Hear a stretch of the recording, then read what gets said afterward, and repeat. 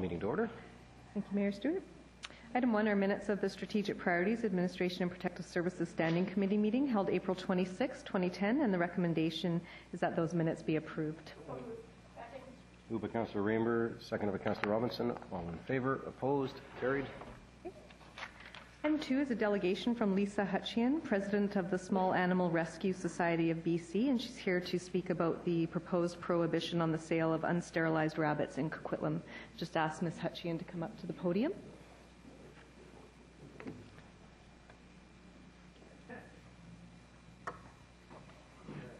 Oops.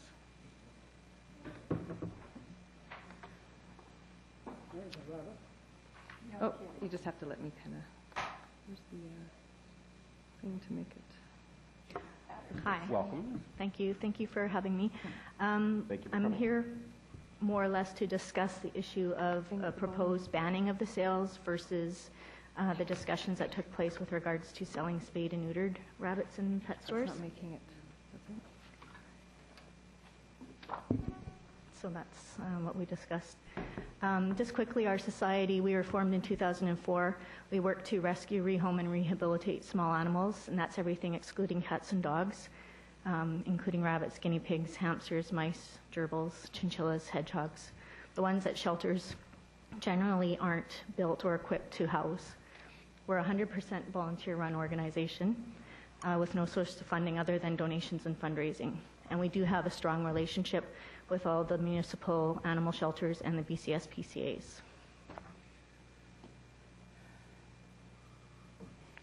Sure. Sorry, I'm just going to go into view slideshow here. Full screen. Where are we? There we go. Thank you. Okay, so some of the ongoing issues with pet store sales that are occurring are the fact that they don't take back animals that they sell. So once an animal's been purchased and the children have lost interest or the family are no longer able to keep the animal, they don't return them. So they won't take them back, and there's no other option for families to take them back to the store.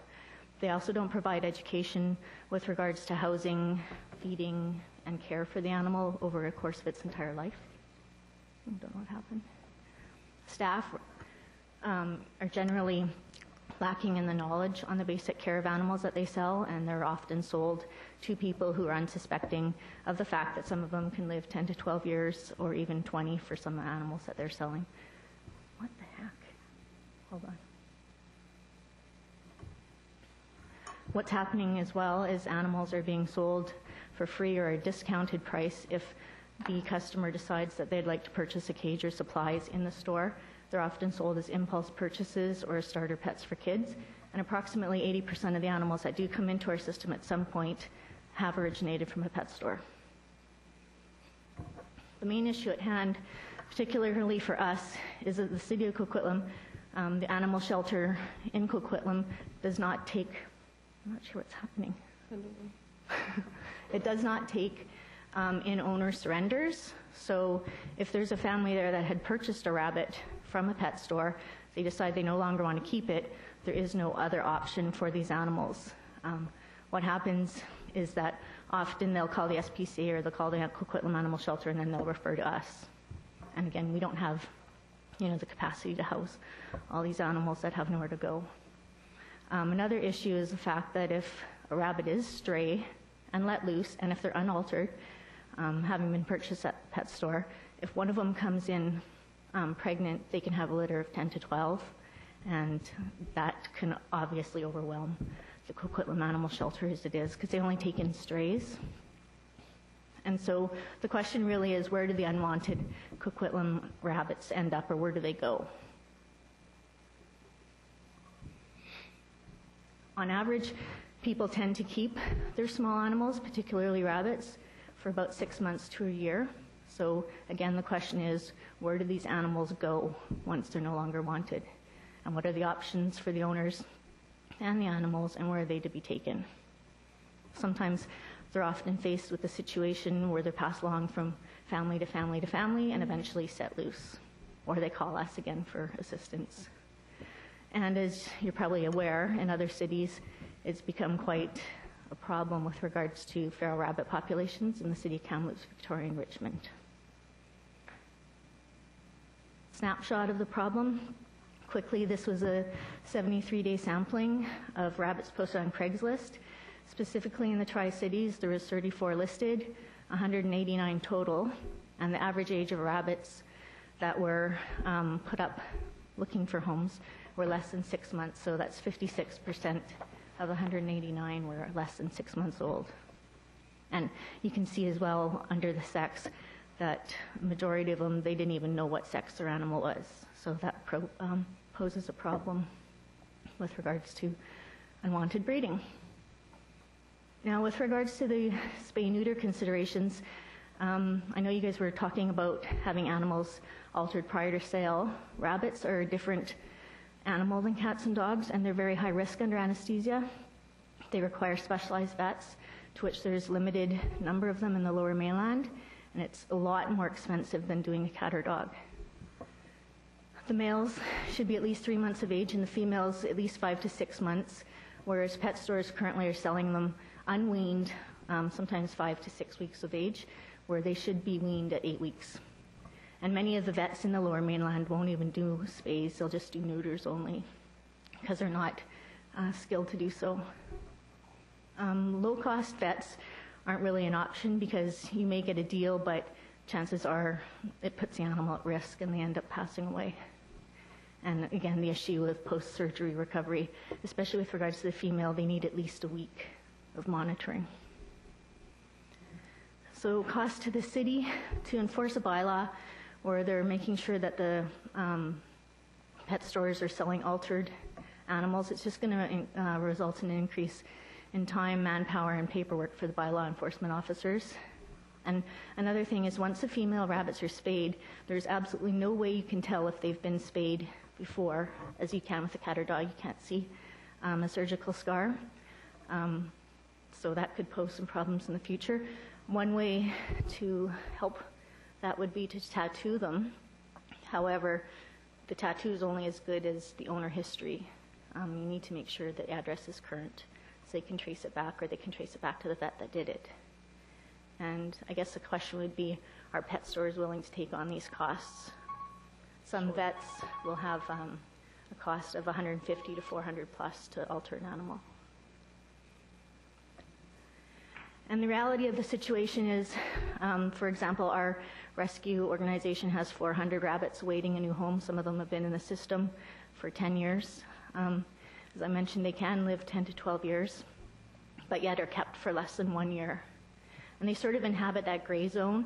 They're domestic pets, yet they're considered farm animals or food source, and people think that they can survive out in the wild, which is not the case. So possible solutions, we're hoping that you might consider a ban on rabbit sales and promote the adoption of already unwanted animals through local shelters and rescue groups. We can provide proper screening, education, and ongoing support to the owners throughout the entire life of the animal. And we always, it's actually in our adoption contract, we accept any animal that's adopted through us. We accept them back into our system, so that prevents them from being dumped. And in turn, we'd then promote the stores who are not selling animals and just selling pet supplies, with customers for their entire life of the pet, which could be 10 to 12 years. And that's it. I'm done.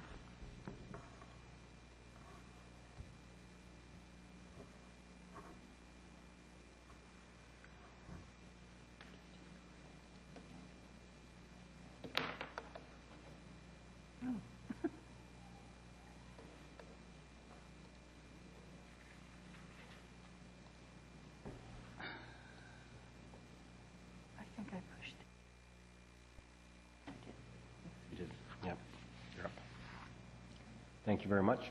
Councillor Reid has a Thank you. I comment just or wanted you to know how Lisa, whom I've never met, had got here. And she had called me, I guess, about 2 weeks ago or more before the night that we had the vote, and asked if she could speak to us because we were going to do that. I told her I believed it was too late, which it was, because we have to have 10 days notice, I think. That's right. And I said so that we would be taking the vote on the Monday night. And I said, if you want to speak to council still, you could phone and ask Mr. Gilbert, I believe I said, if you could get on, and if you couldn't, well, there wasn't much we could do. So I guess you're sort of on after the fact, and that's how it happened. So I just wanted you to know. Thank you, and thank you for all the work you do. We appreciate it. Thank you for listening. Councillor Sikora has a question. Thank you very much. So obviously you've read our bylaws that we have where the notice of motion that was served and voted on. You seem to have a little mixed feelings with it, do you? Mm-hmm. It's just, I mean, the issue isn't so much the breeding of the rabbits. The issue is the dumping of the rabbits and then the breeding secondary. So if we can stop the dumping of them, if they're not being sold in stores on a whim, on impulse, if they come to a rescue, they've done the research, we do home checks, we do screening, so we know these people are prepared for a pet, and then again, at some point, if they do decide they don't want a pet any longer, we take the animal back, so that prevents that cycle of dumping. So if you were in the city, would you have a bylaw like that or not? To prevent the sale? No, the bylaw that just passed by this council.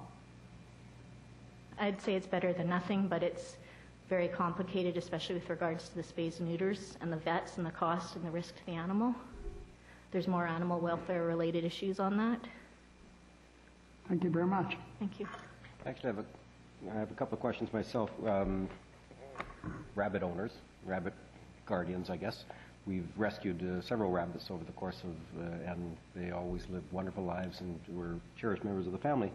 But we recognize that's an issue, and I'm trying to understand at $150 to $400. I can't imagine. You asked the question yourself on the slides. Would a pet store do that? Would they invest in that? And I can't imagine any pet store in Coquitlam wanting to compete with pet stores in Surrey or wherever that sell rabbits that are $15 each. So have we not effectively banned? I mean, it seems to me that no one's going to buy. We're not going to sell any rabbits in Coquitlam anymore. And I'm trying to understand that because I think we ended up doing it. I would have supported the ban, but I think we ended up with an effective ban. Well, I think, that will deter people. However, they're probably still going to come to, if that's the choice they're left with, they may seek out the shelter animals or they may seek out the rescue animals, which is good because we offer an adoption rate of $50 that includes a spayed and neutered animal. I worry about the animals that are altered and then they're going to be too pricey. How do the pet stores dispose of the product? And there's various horror stories with regards to that. Or again, they'll resort to having a sale and the animal will just get bumped out to the first buyer. No, I do understand that. I'm just trying to piece this together. I mean, we've got 34, you said 34 in the Tri-Cities, something like 190 on Craigslist. You drive down any street in Surrey, and the council just went on a tour of some housing in Surrey, and we saw signs that rabbits were for sale and other small animals. And so I can't imagine anyone going to Pet Center in Coquitlam and paying $300 for a spayed, neutered rabbit when they know that they're $15 and they buy and sell effectively. So the thing, if they do get one for $15, ultimately, once the hormones kick in and things like that, because it's not, they're going to come to us. But that would be great. And we're working on every municipality, so we're looking to roll out to Burnaby, to Surrey, to Delta, to Maple Ridge, all the municipalities at some point. No, good. And I suspect that the result is that effectively banning them here is fine, but in the end, every community has to do this, and in the end, we won't be able to enforce the eBay version of it, the Craigslist version of it, or for that matter, the informal backyard sales. So right.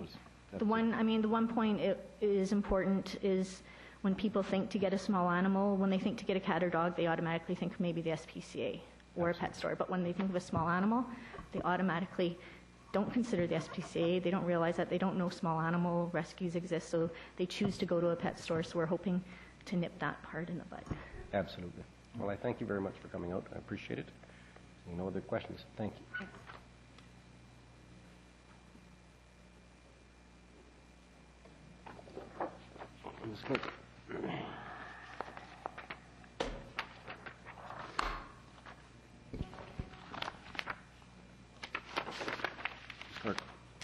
Item 3 is a delegation from E-Comm consisting of Ken Shymanski, President and CEO, and Dave Watson, Vice President Operations. And they're here to provide an update on activities, results, and challenges facing emergency communications into the future. Good evening. Thank you for giving us some time to speak to you about E-Comm and what we do for you and what we do for the community. I am Ken Shymanski, President and CEO of E-Comm, and Doug Watson is Vice President of Operations.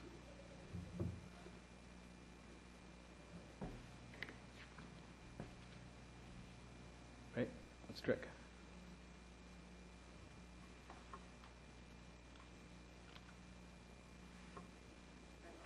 Left. There we go. So just a brief look back at from 1999 when we started to 2009.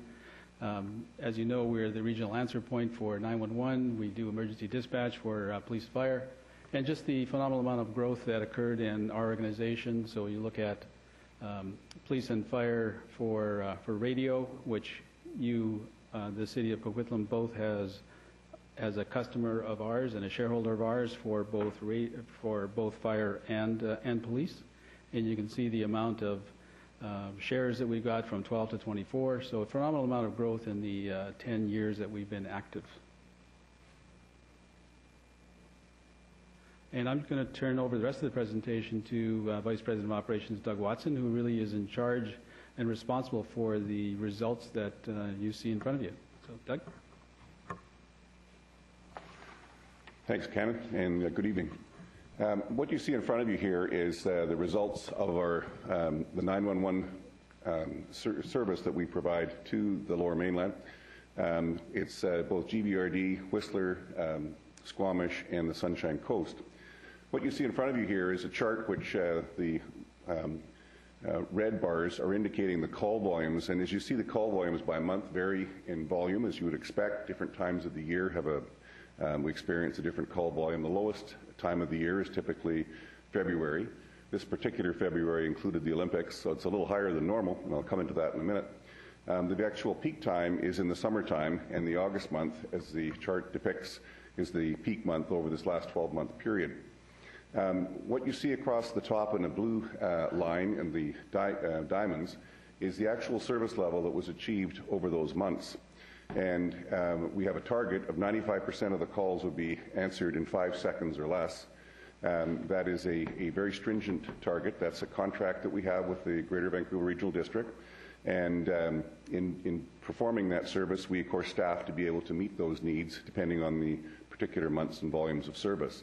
You'll notice that in the month of June of last year, we had 1 month that we were below that 95% target, which was a specific circumstance that, two circumstances that occurred, which we consider to be extraordinary and ones that are exempted from our contract. One was a very high volume of activity being performed by one of the wireless providers, TELUS, doing significant upgrade on the network that was unplanned and unannounced to us, and being able to go through and deal with that in the few days that was involved right in that month was very difficult to handle. But as well, we had a subscriber, actually a non-subscriber. What's a non-subscriber? That's a cell phone that is not subscribed. In other words, no one's paying for that bill. But cell phones are equipped to be able to call 911 even if they are not subscribed. We actually had an individual in the Maple Ridge area who was making repeated calls, and they were nuisance calls. They'd go through, he'd call in and contact operators, talk to operators, say various things which were not appropriate, tying up the network, the 911 network, and it took us about 2 weeks to be able to track down in conjunction with the police and the wireless service provider to have that particular individual cell phone disabled. In the meantime, we had thousands of calls that were coming in that were unaccounted for. So a very difficult situation and one that is an anomaly. We have a plan now as a result of that particular issue to be able to handle those circumstances as they go forward again. As Ken pointed out, the services that we provide to the City of Coquitlam are both radio for the RCMP and radio for the City Fire Department, and I believe those services are working very well. Recently, the computer-aided dispatch system that we have for our customers within E-Comm has been provided under an application service provider model for the use of your fire department. So your fire dispatch is using the computer-aided dispatch system that's been developed and operated within E-Comm, and I believe is working extremely well. And we're very pleased that we have now been able to operate and move our capabilities out to other agencies, such as the City of Coquitlam. Another capability that's coming very shortly here is the fire record management system, and this as well is a great capability to be able to provide to Coquitlam, and you'll be seeing the benefit of that in the fall of 2010. On our wireless side, our radio system, we're actually growing the business. We have very excited actually that the Abbotsford Police have decided to join the network, and what that will require is us to grow the network. So in other words, we need to add additional radio sites to be able to extend our coverage further down the valley. This is the first, as the slide indicates, this is the first addition of growth since 2002. But our real advantage here is that we've been now able to go through and find a means to be able to extend using our current technology. We had thought that we were going to have to take this as, to achieve this growth, we were going to have to move to the next generation of technology, which would be a lot more expensive. Fortunately, we've been able to obtain additional radio frequencies and be able to grow using our current technology, and that will both allow us a lot of additional flexibility in what we're able to do and allow us a better transition plan moving on to the next generation when the normal changeover of technology was to take place in the 2014 range. At the same time, we have many police officers who travel from one side of the Lower Mainland to out to Abbotsford, and having this same technology available will allow those members to be able to travel across the whole region using the same radio system and to be able to be in contact on a full interoperability basis. We're also upgrading the microwave radio network, and this is the network that's used to actually communicate or allow the different radio sites that are used for communication with the individual mobile radios to be able to talk to one another. And we're just in a stage where that microwave radio network is now to a stage where it's manufactured discontinued. So we're in the process of replacing the different elements of that, the microwave rings, and those are well underway and will be completed this year. The last point on wireless services is the benefit that's been achieved from the Olympics.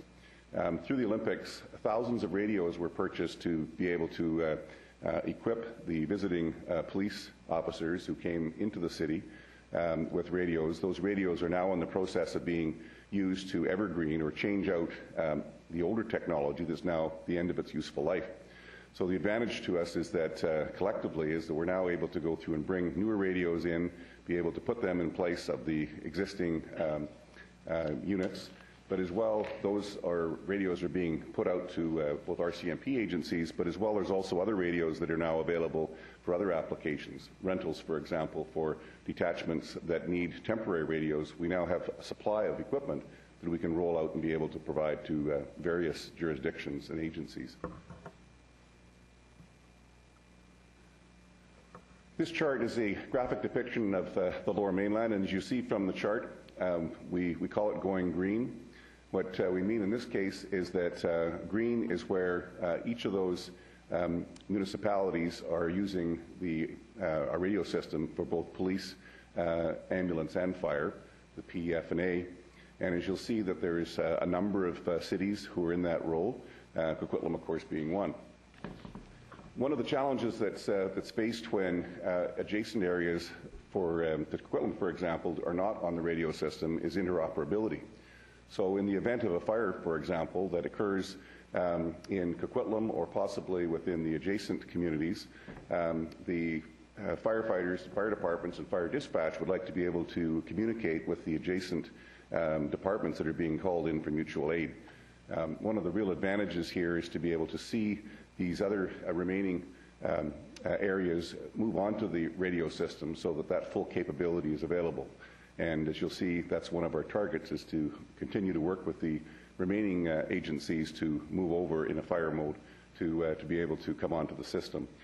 All of the areas, as you see, are on police radio, and of course ambulance being one agency is all on the radio system. So it's just fire that's remaining. A few points about our Olympic experience. Of course, 911 is one of the key things that we offer and we provide for the region. That was the case during the Olympics. We dispatched for the 3 primary venue cities, Richmond, Vancouver, and Whistler, through the Olympics, and therefore had a very major role throughout that whole set of events. A key part of what we were involved with in the planning of the Olympics was working with the Integrated Service Unit, the ISU, to deal with how dispatch was handled and how the radio system would be integrated for the support of both police and fire. That required a tremendous amount of integrated planning work with the police departments, the cities, and E-Comm. And I'm very pleased to be able to say, as the last bullet mentions, is that the preparation was very effective and extremely positive, and I've used the word uneventful games. So we had a tremendous series of events through the games, but one of the real pluses for us is everything worked the way we had anticipated it to do and provided us with the opportunity to provide excellent service. A few statistics. We'd planned during the preparation of the Olympics for an increased call volume, and that increased call volume was forecasted to be in the 25 to 31% range for emergency call volumes. This was a difficult activity for us to determine because there's very little information available from previous Olympics. And each one of the venues that have been used in previous Olympics are of a different type of situation. For the example of Salt Lake City was right after 9/11, and there was a tremendous amount of police presence there and communication about staying indoors. So we came up with the numbers of as best we could, and as you see, we actually saw an increased volume in Vancouver of 42%, and in Whistler and Richmond, 34% increase. So more than what we'd originally anticipated. The average across the whole region was under 25%, but certainly in the key cities that had most of the activities going, it was higher. So large number of calls, 77,000 calls were handled during the games, and a real plus for us was many of the things that we spent our time planning for over the 2 years in advance of the Olympics we're able to go through and capitalize on as E-Comm, as a consolidated dispatch point, to be able to help our agencies in future activities and major events that take place. Things like the Celebration of Lights is a major event that happens every year, and many of the things that we've learned through the Olympics we can immediately apply into those types of events as well. And of course, very pleased that our wide area radio system performed flawlessly over that period. Something that I thought that you might be interested in is that E-Comm has a facility at, as you know, right across from the P&E. It's a very rigorous building. It has a tremendous amount of redundancies built in. But as well, we've also built a dispatch backup facility at BC Ambulance. The advantage of this is if, in the unlikely event that we do have a problem at our main building, we're in a position where we can actually go through and move our staff over to another location and be able to be fully functional there with all the same technologies available to us that we have in our primary building.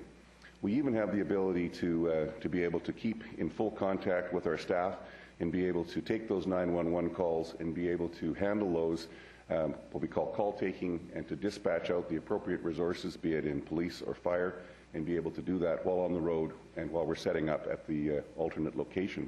And this capability was available for the Olympics. It was a real target for us to be in full capability so that in the unlikely event that we had a problem during the Olympics, that we'd be ready to go.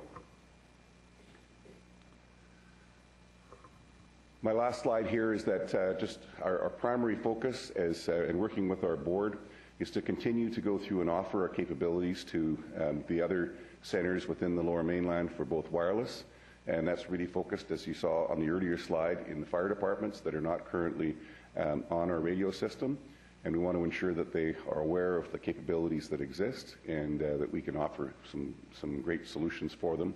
The same is true in dispatch with predominantly in police departments. We have 11 dispatch centres in the Lower Mainland, of which we're one. We handle about 55% of the activities in the Lower Mainland, but the other 10 centres are handling the remainder. And we're working with many of those dispatch centres already in helping them understand the capabilities that E-Comm can offer, and seeing if there's something we can help to provide them with. And that's my presentation. Are there any questions? Thank you very much. Any questions? Councillor Reid. With respect to fire, we still do our own dispatch, correct? That's correct. How many other cities do? Do their own fire? Dispatch. Well, today what we have is we look after 13 different agencies. Surrey looks after a good number. I can't remember exact number off the top of my head, but Burnaby is doing their own. There's Burnaby, Coquitlam, and that's it. Just the two of us. The rest are looked after by either E-Comm or with Surrey. Okay, thank you very much. But the subtlety for the folks at home, I guess, is that you are our radio system, but not our dispatch, not the people that are involved. Is that the case? That's correct. We handle your radio services for both police and fire, and but you do your own dispatch both for police and for fire. Thank you. Anybody else? Thank you so much. Very informative. Appreciate it.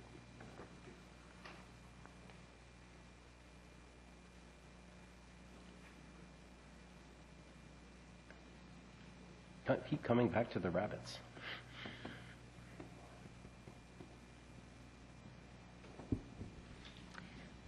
just want to note at this point that we do have an additional item that will be adding to the end of the agenda.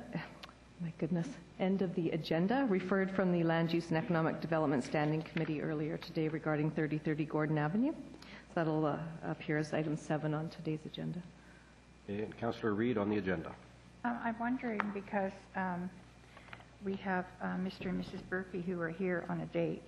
If we could move this, move item 8 up to handle it now, Your Worship, and then because the next item I think is going to be our strategic priorities, you know, our trimester report. Maybe it will be kind of long. So the motion from Councillor Reid is to move item 8 to current, seconded by Councillor Reamer. All in favour? Opposed?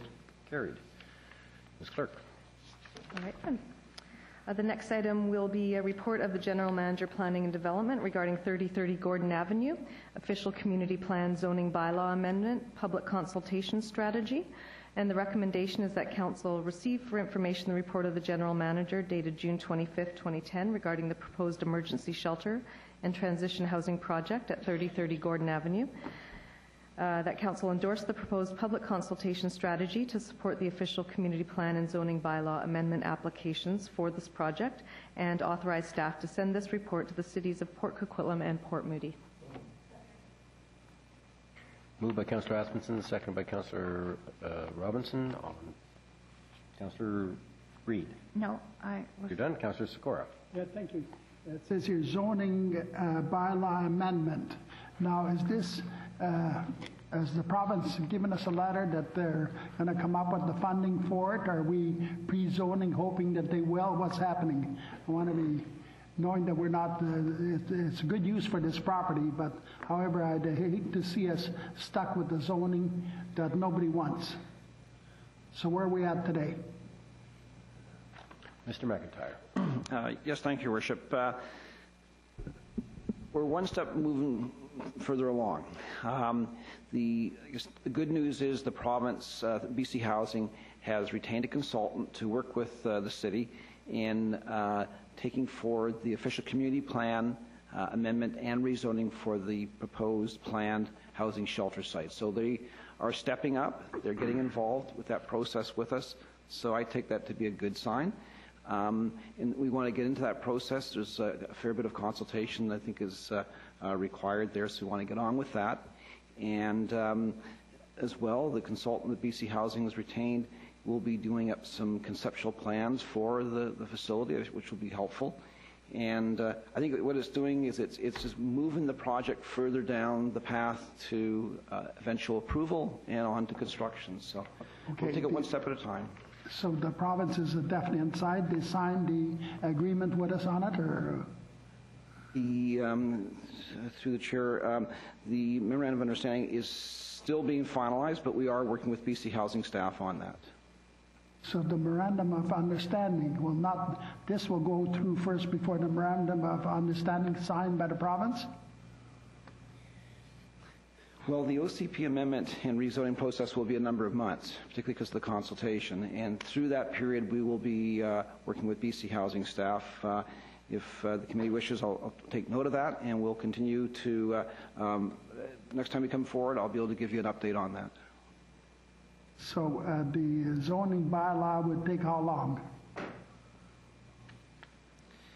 I think we're looking for something towards the end of the year or into the fall for a public hearing, and then depending on how it's received at that time, it could hopefully be wrapped up by the end of the year. And there's no way that we get the zoning on the property way before fall? Through the chair again, I guess we're kind of running out of meetings here. We're getting into the summer months, and so I think it's necessary to get the consultation kicked off now, but that'll really carry on into September, and we'll be bringing it forward as soon as we can thereafter. Okay, thank you. Well, in fact, and I think Councillor Reid may add something to this, there was some concern expressed at the Land Use Committee today about consultation process that takes place over the summer. In any case, this is a significant rezoning and a significant project for Coquitlam. It means a lot to us, but it also means a lot to residents on lots of sides to the issue, and I think the consultation process needs to take the time it needs to take. But I should also report to Council, although the conversation wasn't particularly about 3030 Gordon, I did have a conversation with Minister Coleman last week, primarily about 528 Como Lake, knowing that that was in fact the next one on the that's the one that BC Housing has reported to us is very, very near. And Minister Coleman repeated that it is the highest priority, it is in the highest priority project, and he's hoping for that one to go ahead relatively quickly. I hope that happens, because that does tend to clear the way then for our one project that would remain. And he's always indicated to us that project has his support, that it has BC Housing support. It just doesn't have the money because of the challenges the provincial government is facing on the fiscal side. So we've got some work to do of our own. The province has some work to do to find money, and with any luck, both of those will come together about the same time. But it won't. The hope is we're not going to be the one delaying it. So, any other questions? Any questions of me on that? No. Very well. The motion is the staff recommendations. All in favor? Opposed? Carried unanimously. Thank you very much.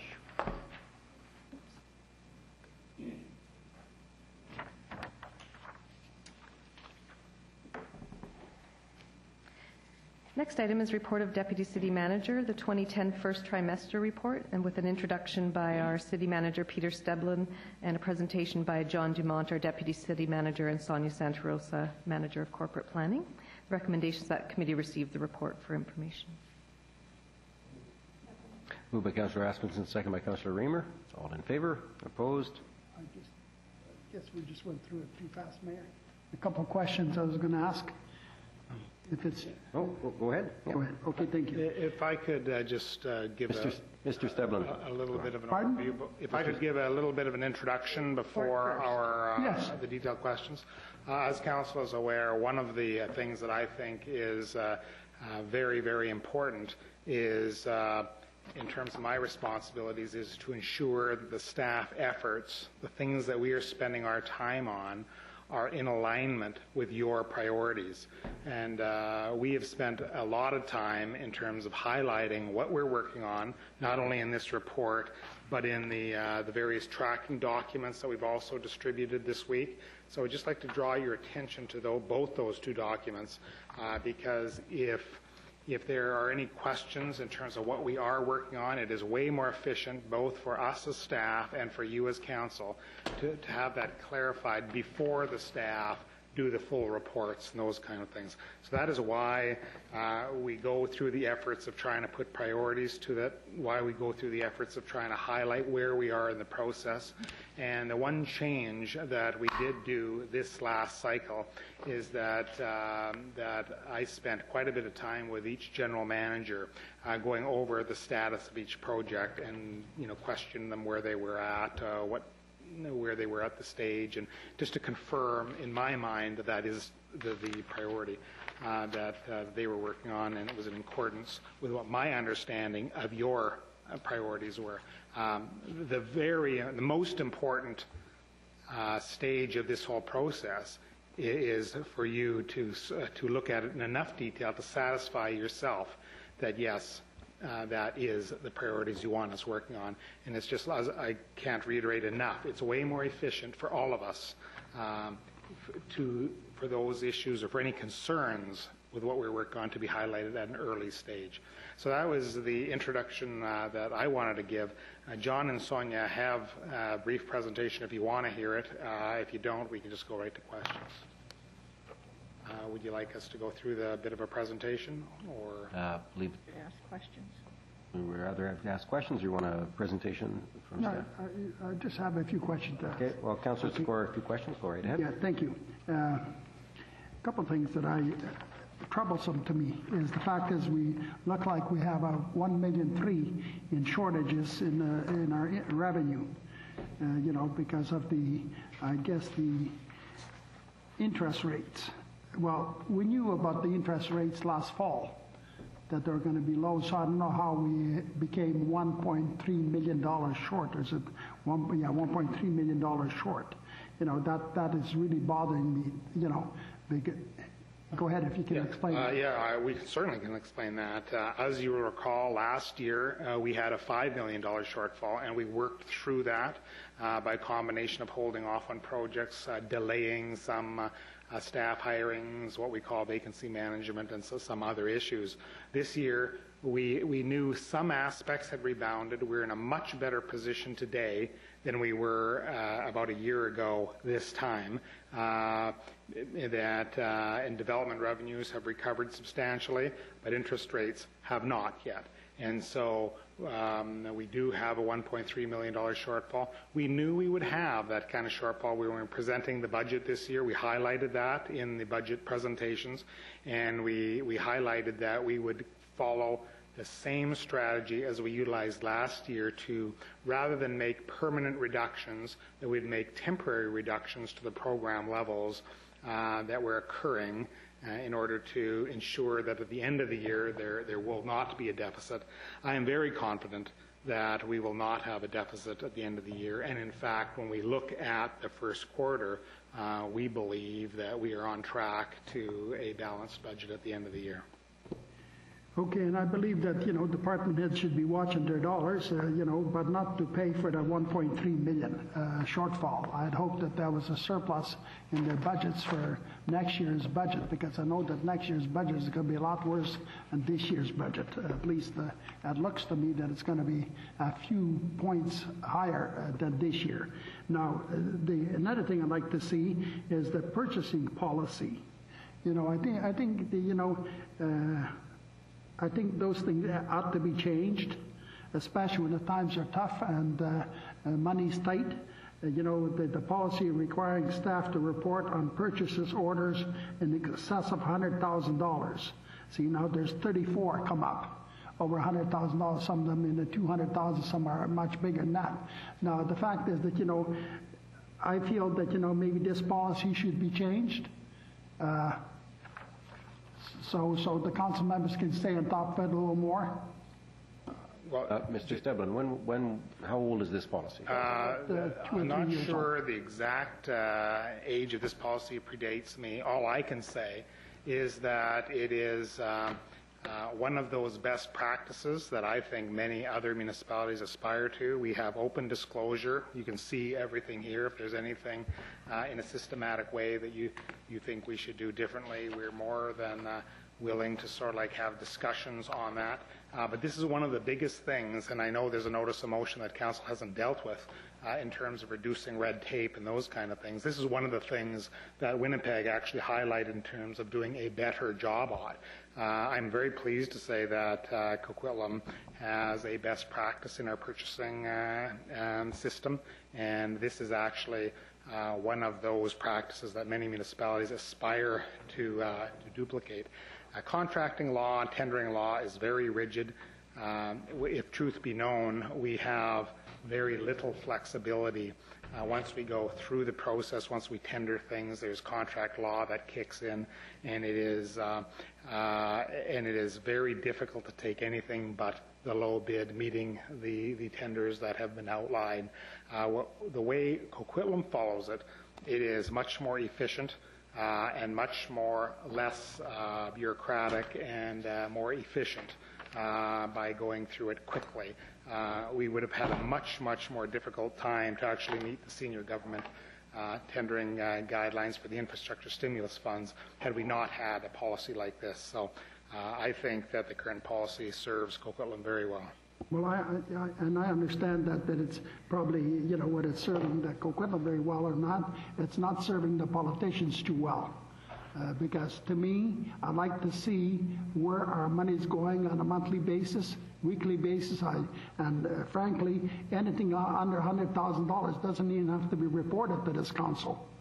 And that's frightening to me. That really is frightening to me. So those are things that I'm raising concern about now.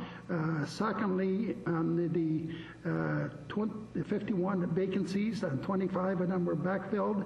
There's 26 that are not filled.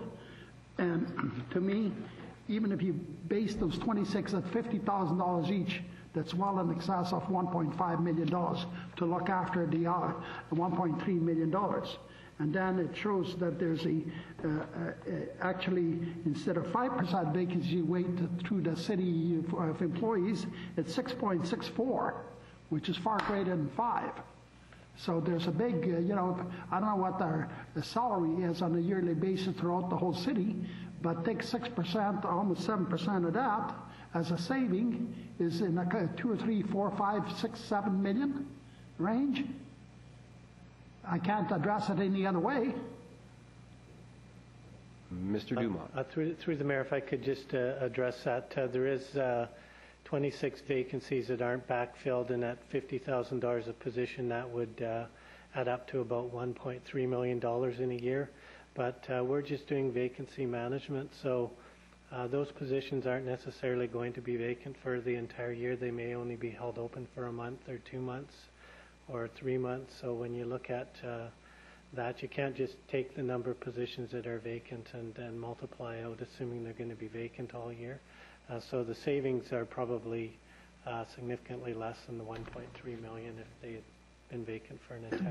But the fact is, we constantly every year we have at least 6% vacancy rate throughout the whole municipality, including the RCMP. So there's a great saving. I mean, the RCMP is what, $20 million budget, and over 5% saving in there's over $1 million. See, so there is savings throughout, but we seem to lose it along the way as we go. And I'm being fed figures that sometimes during the year don't add up.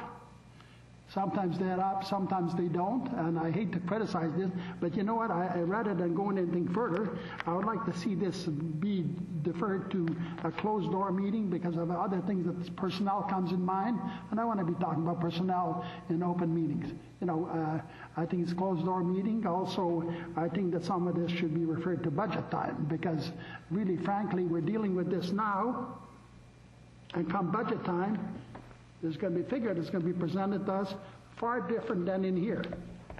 And I know it will be far different than in here. And those are things that concern me. Well, okay, well, this is the first of the trimester reports. Yes. So we can't really, this discussion takes place 3 times during the year. And actually, on the point of vacancies, though, what happens to the money that is saved through vacancies? Assuming it produces a surplus at the end of the year. Yeah. Mr. Stedman. Yeah, well, there's 2 things that happen to it. As I highlighted earlier, in fact, in response to the first question that Councillor Sikora indicated there, we do have a shortfall in revenues of $1.3 million. Part of the savings that come from these vacancies go to fill that hole. Now, that is just this year and last year. But normally, so the vacancy list this year is a little bit larger than it otherwise would have been because we are purposefully delaying the filling of some positions to help solve that revenue shortfall problem. In a normal year, And you've heard this many times from Sheena McLeod, our finance manager, that we fully budget for all positions for the entire year, which means that we do anticipate a surplus in a normal year if everything else is equal. And Council has previously established policies that surplus would go to a reserve, an infrastructure reserve that Council then looks at the end of the year and uses it to fund the following year's infrastructure programs. And again, I believe that's a very good practice, is that the money does not disappear. Everything is fully transparent to the Council at every step of the way, and the money that is saved, and it is a conservative budgeting approach, which is a good way, because the last thing that any public entity wants is deficits at the end of the year.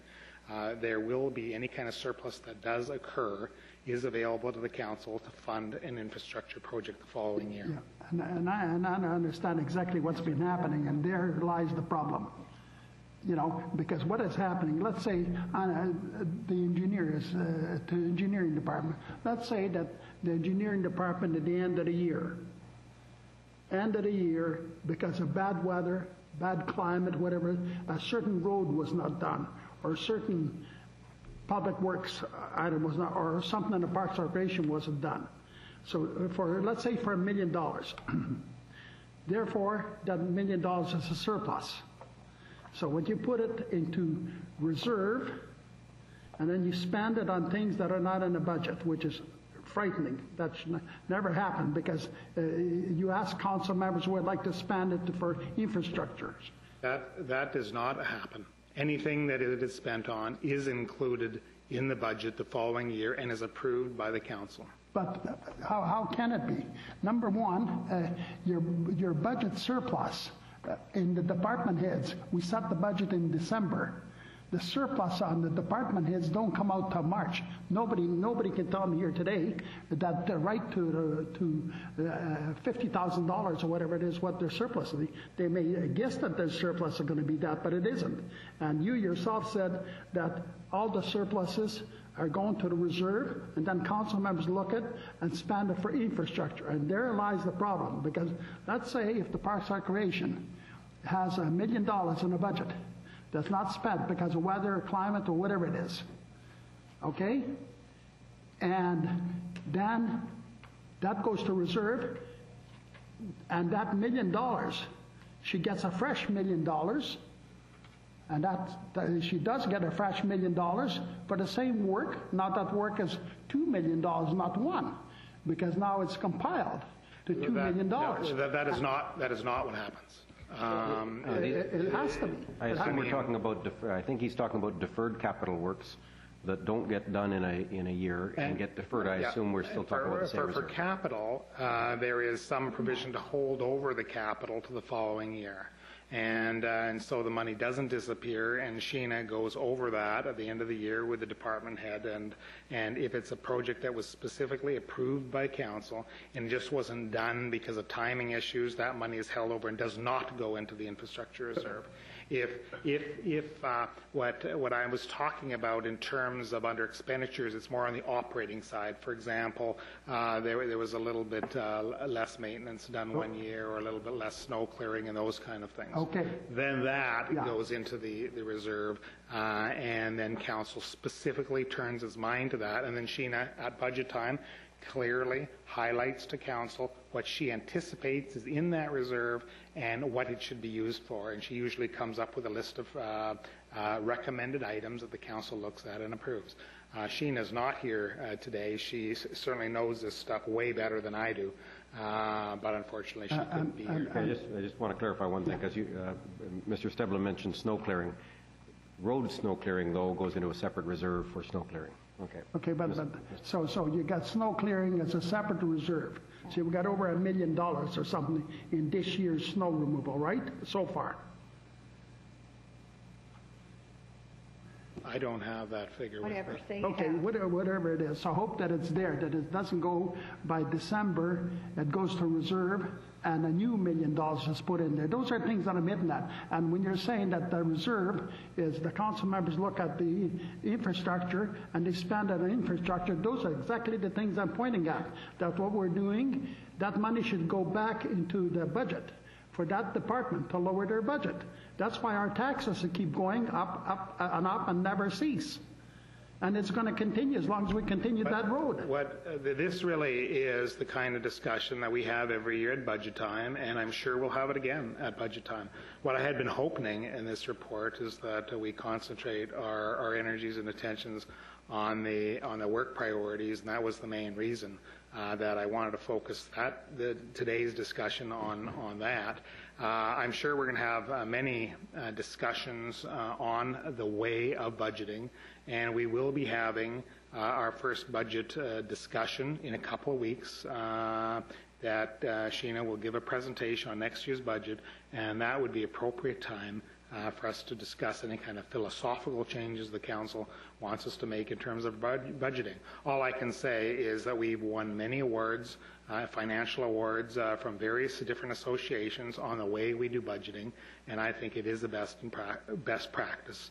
And we should not be discussing changes to the budget process in the context of a trimester review. It should be done in the context of a budget process meeting, which is going to happen in a couple of weeks. Myself personally, Mayor, I know that personally I'm totally opposed on the way we do our budget. Totally opposed the way we do our budget. Because as long as we can continue doing our budget the way it is, the council members are all, and the mayor, sitting on a powder keg. Just when is it going to blow up? Because the taxpayers have had it to the hilt. They have really, Mayor, seriously, and I know you know that yourself. They've had it to the hilt, and I think it's time that maybe we look at maybe doing another way of doing budgeting, because I can guarantee you there's a way of doing budgeting which these taxes this year we're 5.26%.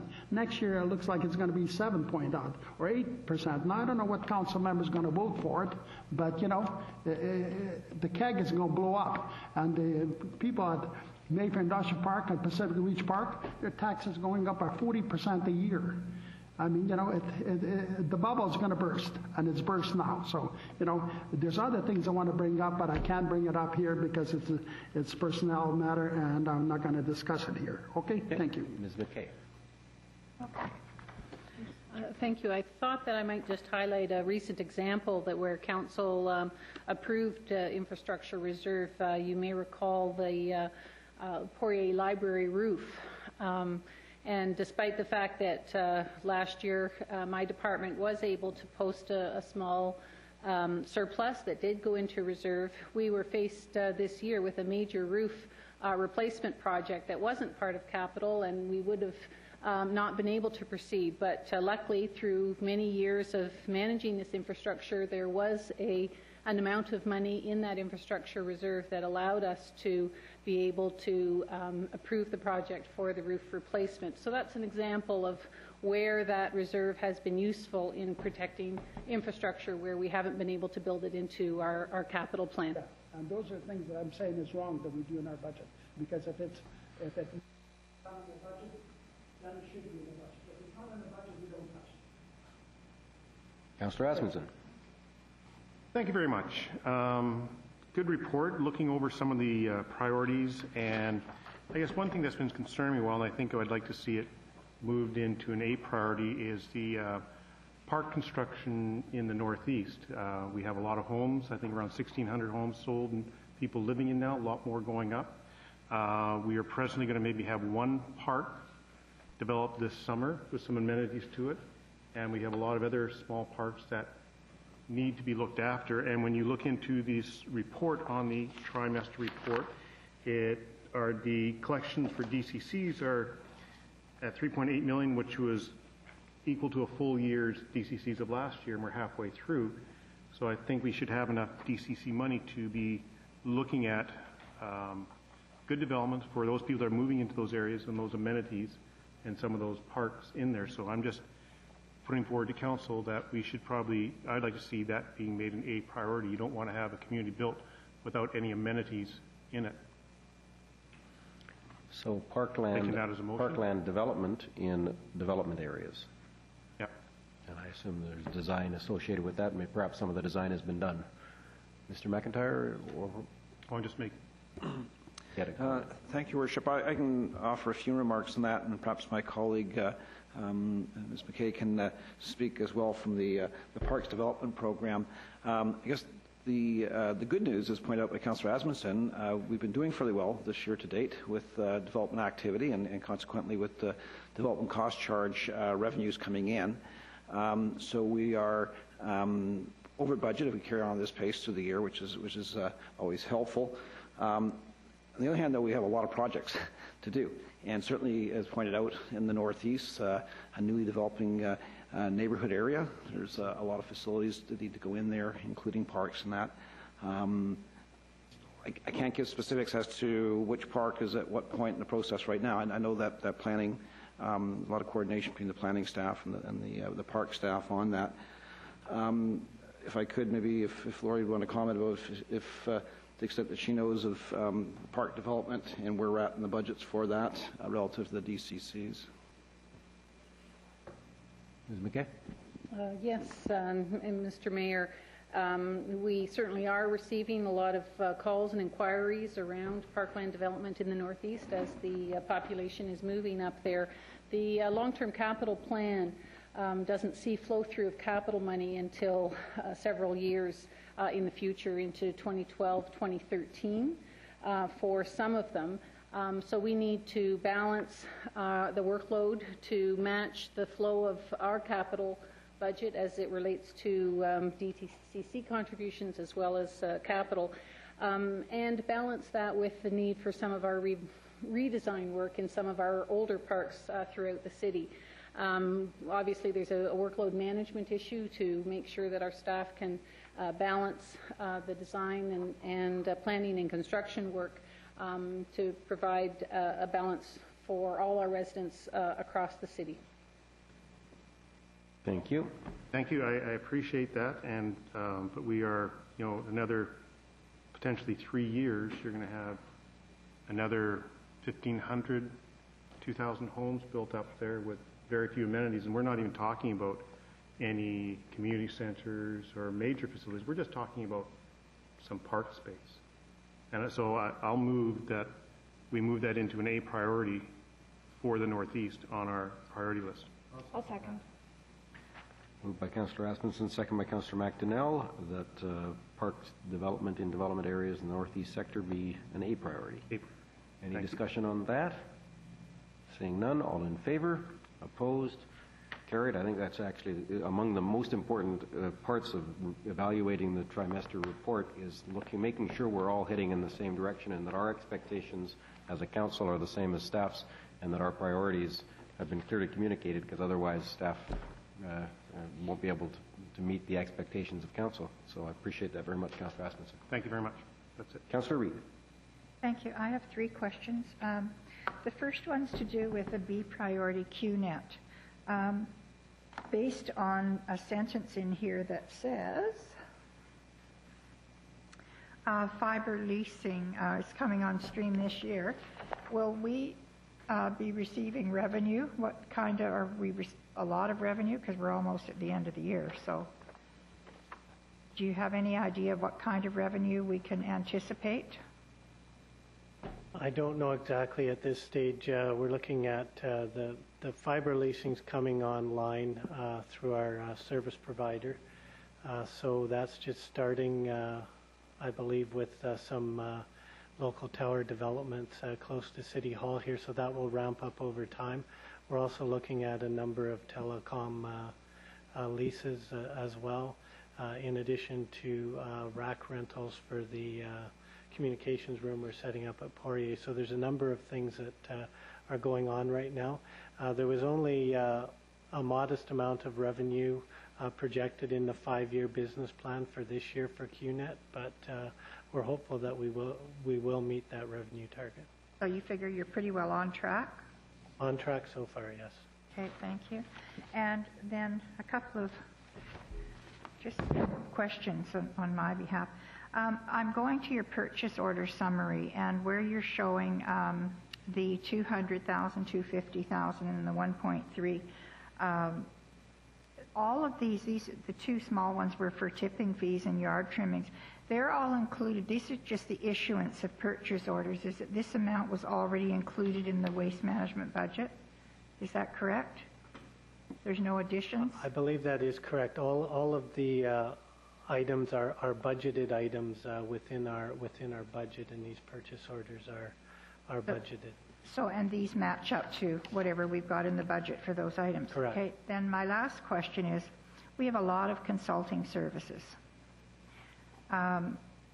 Obviously, some of them are necessary, but my question is, where do we see all the consulting services that we would anticipate for 2011? Are they spelled out anywhere specifically, or just lumped in with a job cost? They're not spelled out in one particular spot.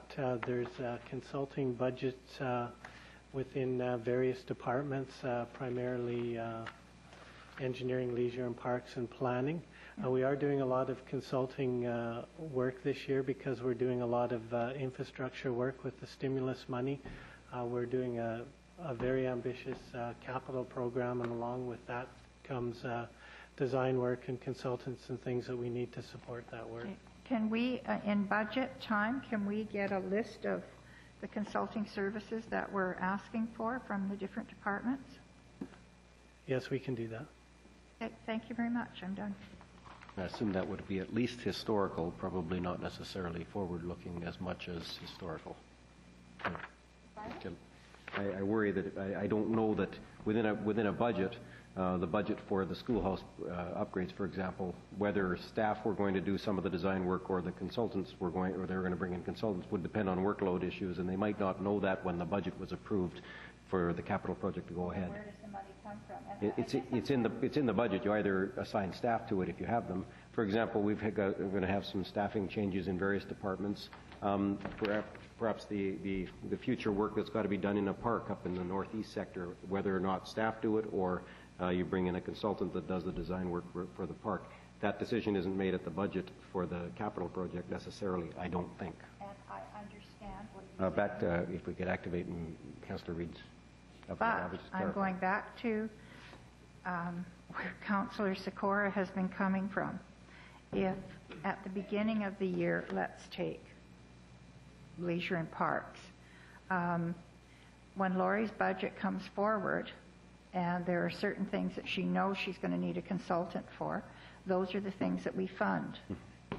Now, if something comes up like a new frog pond, because we now have an endangered species, so maybe in the middle of the year, here it is almost July, and we may need a frog pond. Under Lou's scenario, she wouldn't have any money for a frog pond. She would have to come to council. I shouldn't say she. Laurie would come to council and ask for money to hire a consultant to help us build the frog pond. I think what Lou is saying, and it's finally caught on after all this time, is that Laurie shouldn't, by rights, under his scenario, there shouldn't be any money sitting in her purse to hire a consultant. She should have to come to council and say, I need to have money to do this. And so I'm trying to reconcile where everybody's coming here and see where the problem goes. So my question is, when it comes to budget time this year, if you in Leisure and Parks are going to require certain consulting services, I hope that I see what consulting services you may need and what the approximation is. Mm-hmm. And I think I need to see those. We certainly can give a snapshot of that at budget time. There's three basic scenarios which you hire consulting services. The first is design services that are related to a capital project. Yeah. And that's always pretty well, it's a similar percentage of the capital job. It runs from 12 to 15, sometimes a little bit more percent of the capital job. That's the design services, and those are included in each capital job. We can't tell the exact amount till we get into the design work, but that is included in the capital budget.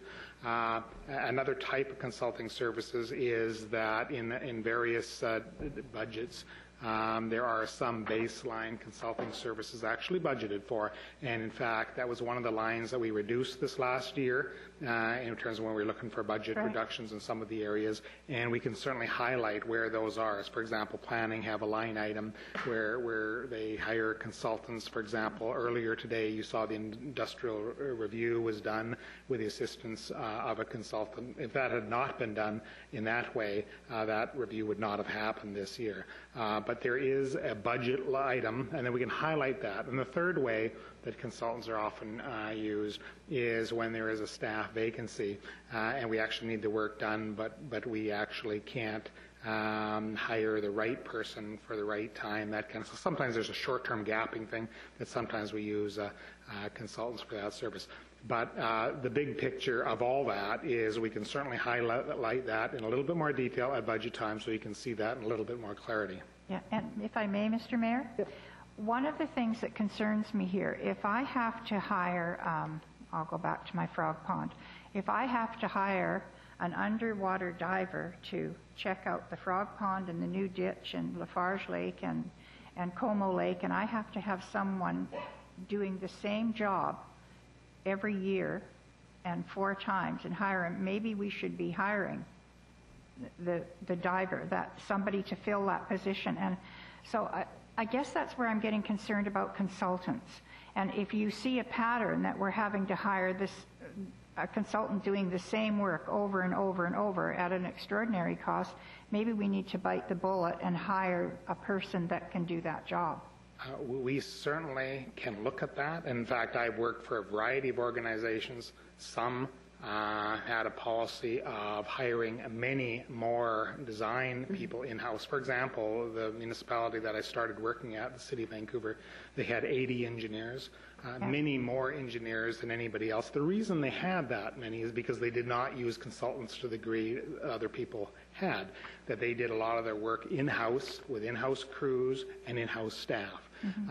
Consultants are often used better when you're going to contract. In Coquitlam, we actually do more contract and more consultants than the City of Vancouver, for example, as a base. But we have highlighted that perhaps for the same dollars, we should do a little bit more in-house, both in terms of the outside operations and in terms of the consulting issue. And that's not a year-by-year budgeting issue as much as it is a philosophy in terms of looking at the long term. But as part of this budget process, we can certainly take a longer-term look at this whole issue and rationalize if there's some place where perhaps we should hire a bit more staff as opposed to utilizing consultants. And we will do that review. I'm not excited about hiring a lot more staff, but I am excited about checking out where we're spending our consultancy fees. So, thank you. Yeah, we'll probably bring in a consultant to look at that. Okay. Anybody else? No? No other questions on the report? Seeing none. Motion is to receive it.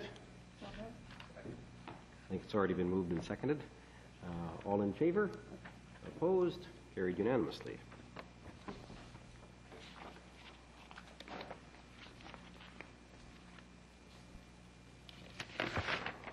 Item 5 are minutes of the Joint Family Court and Youth Justice Committee meeting held Thursday, April 22nd, 2010, and the recommendations that the committee receive those minutes.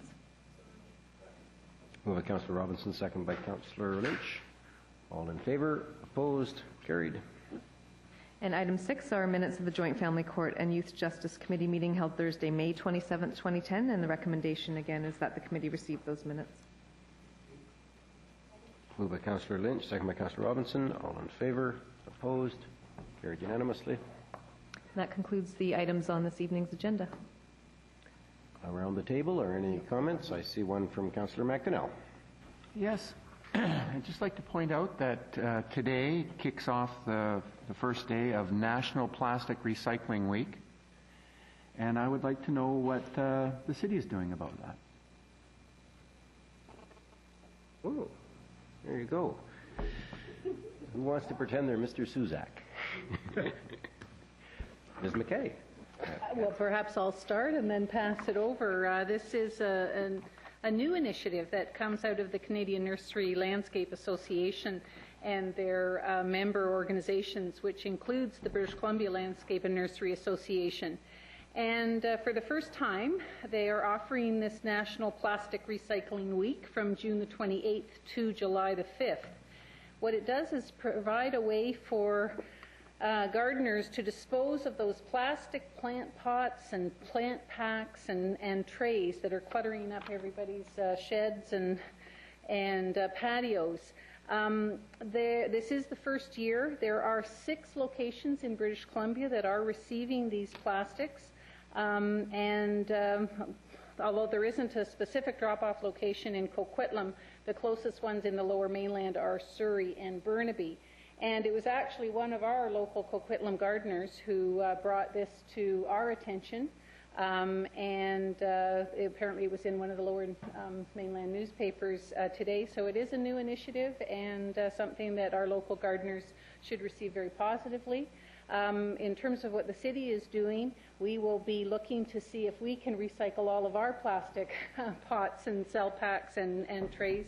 We do purchase from local nurseries, and we accumulate quite a bit, and so we will certainly be looking to take advantage of this opportunity in the hope that it is a very successful week and will be continued and expanded in years to come.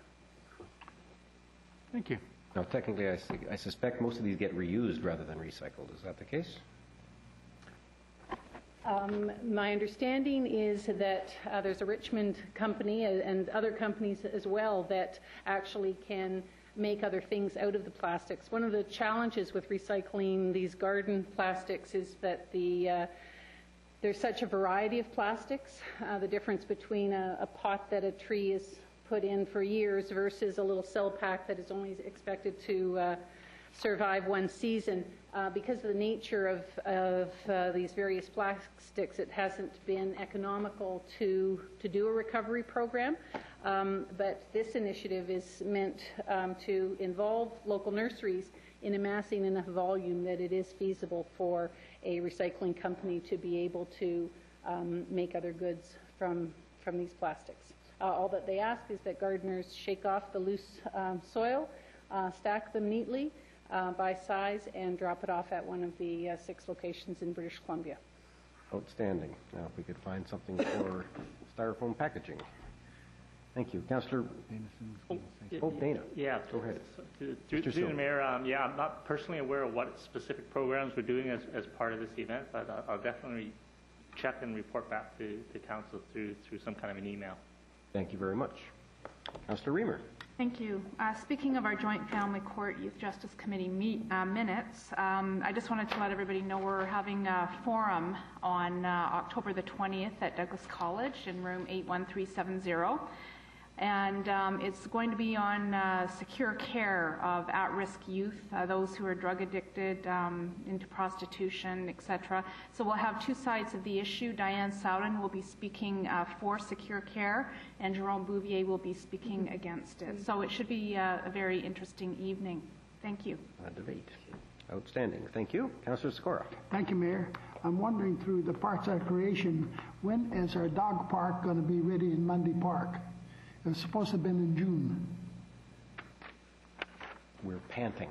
I'm pleased to be able to provide a positive update to that. We have been delayed in sourcing out the fencing material, but have learned that it is just been delivered and that it will be installed and the park will be ready within weeks. In 3 weeks? I don't want to exactly say 3 weeks, 2 to 3 weeks, in that range. Well, it's been a long haul, long time.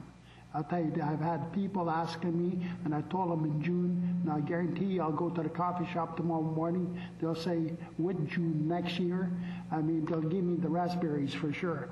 But, you know, it's a long time. Our weather's been great. We've had summer weather in February. Our weather's been great. So the weather had nothing to do with it. And you know, something gets delayed because of the weather. Here it's not the weather, it's something else. But it should have been open in June, as promised. Well, my strawberry grower didn't agree that the weather's been great. Ms. McKay. I hope in the coffee shops tomorrow there's the opportunity to express the challenges in finding a fencing material that is safe under a hydro lines.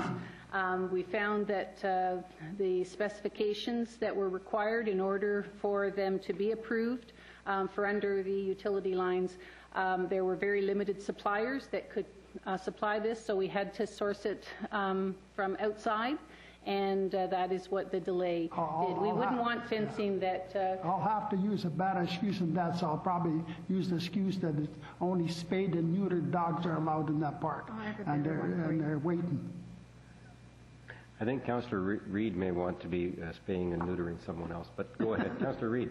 Yes, you're getting very close. Just remember that the dog place isn't ready yet, but the cat shelter is opening, is it July 12th, Lori? It's that week, the week of July 12th in any event. So the cat room that was so generously donated by Polygon, who provides homes for everyone, will be open. So I get my bunny rabbit to visit that. No, you won't. You're not going to be allowed on the grounds. It seems we were faster with the cats than the dogs. So. Yeah. So there you go. Thank you very much. Good update. And we will undoubtedly hear when the dog park is going to open, and we will invite dogs to come out and check it out. Good stuff. And it hasn't taken years and years unless it's dog years. Motion to adjourn is from Councillor Rasmussen, seconded by Councillor McDonnell. All in favor? Opposed? Carried. Thank you very much, everybody.